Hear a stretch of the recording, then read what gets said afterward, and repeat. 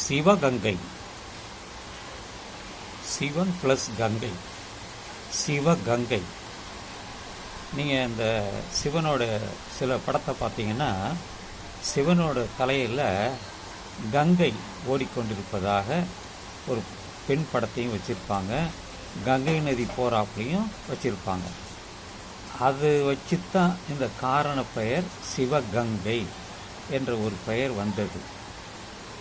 இது என்னுடைய கருத்து தான். அடுத்தபடியாக இந்த சிவகங்கை எங்கே இருக்கிறது என்றால் தமிழ்நாட்டில் தான். நம்ம திருச்சியிலிருந்து காரைக்குடி வழியாக போகும்போது சிவகங்கை வரும். அப்படியே ராமநாதபுரம் வழியாக ராமேஸ்வரம் போக முடியும். அந்த போகிற வழியில் தான் சிவகங்கை இருக்குது. சிவகங்கையில் தான் முன்னாள் நிதியமைச்சர் ப. சிதம்பரம் ஒரு 2-3 முறை அவர் நிதியமைச்சராக இருந்தார். அவருடைய சொந்த வீடு கூட சென்னையில் தான் இருக்குது. அந்த வீடு எனக்கு தெரியும், அந்த வழியாக நான் போயிருக்கேன். அதுக்கு எய்த்தாப்புலேயே தான் ஒரு மருத்துவமனை இருக்கும்,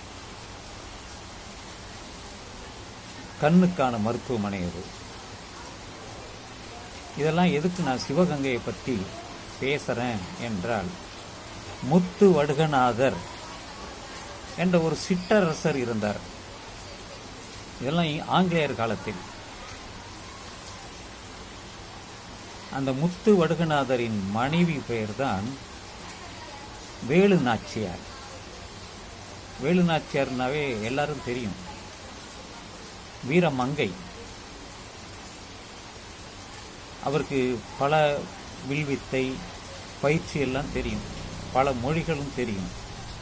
என்னென்ன மொழி தெரியும் அப்படின்னா, ஆங்கிலம் தெரியும், தமிழுக்கு அப்பால் ஆங்கிலம் தெரியும்,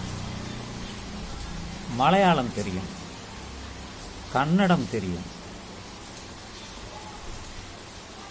மலையாளம் தெரியும், மொத்தம் அவர்களுக்கு உருது தெரியும். மொத்தம் 5 மொழி தெரியும்.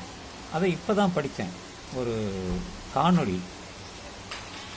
சுகி சிவம் அவர் ஒரு